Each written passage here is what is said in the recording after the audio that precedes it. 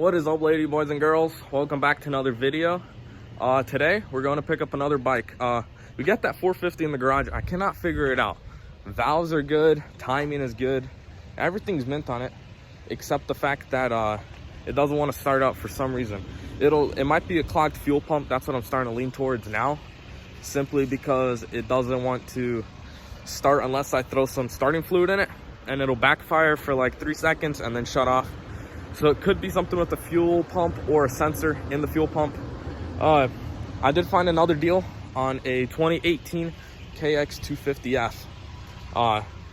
Messaged this guy a long time ago when the bike ran good, and I told him straight up, I said I'd give you 36 cash for it. This is a good deal for a 2018 250F. But he did not want to do it, so now I'm going for a lot less because the timing chain is making some noise and he needs the cash and wants it gone. So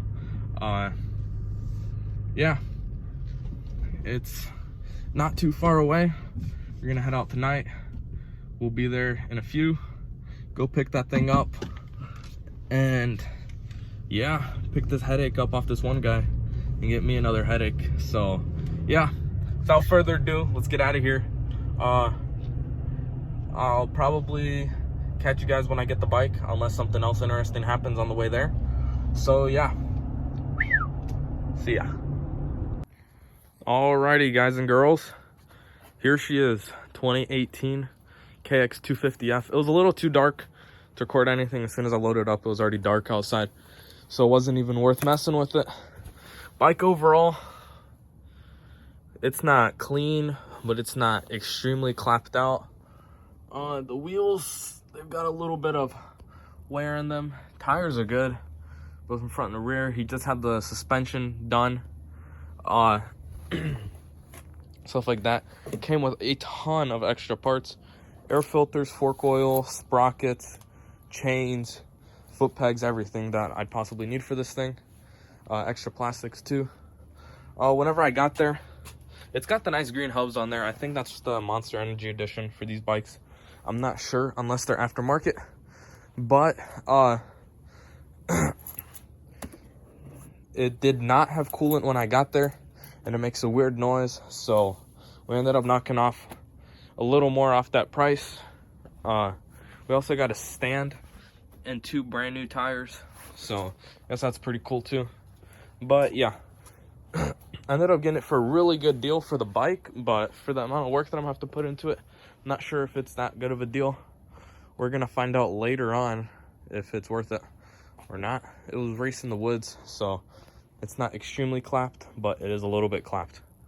So yeah, let's open up this garage, get it in. I'll show you guys a little better. Alrighty, guys, it's the next day. Here is the KX. I might start it up for a second. Doesn't have coolant, doesn't really matter until it warms up, but I'll kick her over, show you guys it runs, but it's not the best.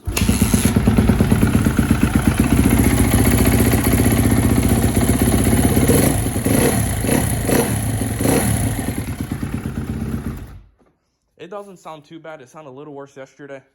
That might be because it sat for like 4 months when the guy took it out. Hopefully, we're hoping that the head isn't destroyed, but only way to find out is to take it apart, of course.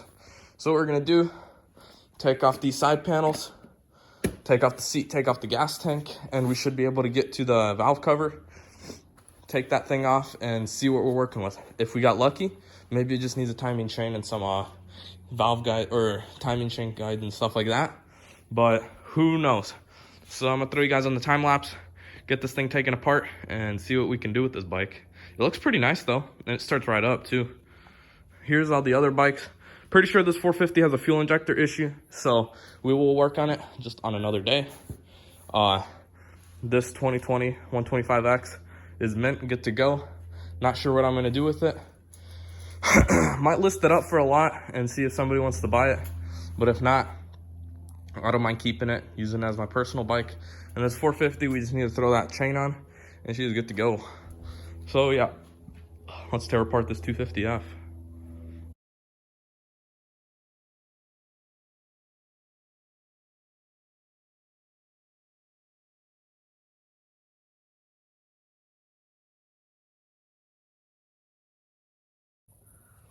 Alrighty guys, so if you look right here, that's pretty loose for a cam chain. That's supposed to be tightened. Goes around the teeth fine.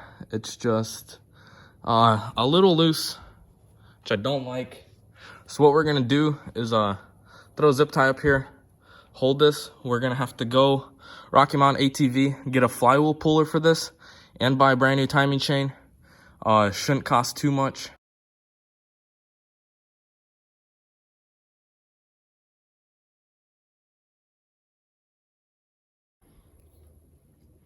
Alrighty guys, so I'll give you guys a little demonstration how I'm going to take apart this top end. I'm not even worried about the timing chain falling down. I do have a zip tie just in case. But I loosened up all these little 8mm. If you guys saw, it doesn't matter which way you take them out, as long as you put them back in a zigzag pattern. Pull off this cam holder.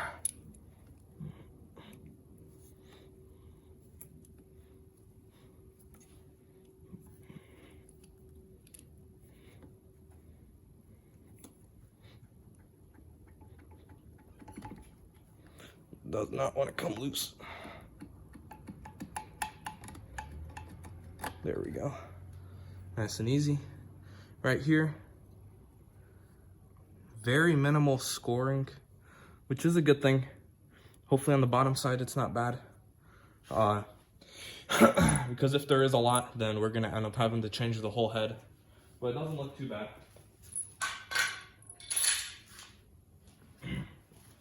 Now what we gotta do, oh, that almost went in the motor. It's hard to do it with a tripod right here. You're gonna have these two little, let's see if it'll focus. Don't think it wants to. You get the point. There's these two little half moon type of things. These hold your cams in a straight line, which is what you want. You can tell this timing chain is loose because it's not even pulling the cams and there's no tension on it, or the tensioner is still in. So what I'm gonna need to do is take out that tensioner real quick, but that just shows that timing chain is definitely worn out on this thing. Usually this timing chain tensioner wants to fly out of here, but looks good to me. It ain't even moving. Take these bolts out by hand after I loosen them up. Alright, this timing chain's about to drop and get loose as soon as I get this tensioner out. Oh, there we go. Nice and loose. If you look, the way that they work with these tensioners, if it's gonna focus, there we go. On the inside, you can just press it. Right here, there's a little hole. Press it in. It goes right here. And then, let's say it needs to go as far just to tighten it up. It just goes out as much as it needs to. And then it stays right there so it doesn't get any looser. Pretty cool. I ain't too worried about it. Let's pull out these cams. Check out the overall shape of the head. And it looks to be, honestly, yeah, we lucked out. The head is perfectly fine. You can look in this cam. If it focuses, there it is. No wear on the head. No little notches or scores or nothing. Let's put this cam down. As for the intake, here's the exhaust cam. Let's rip her out.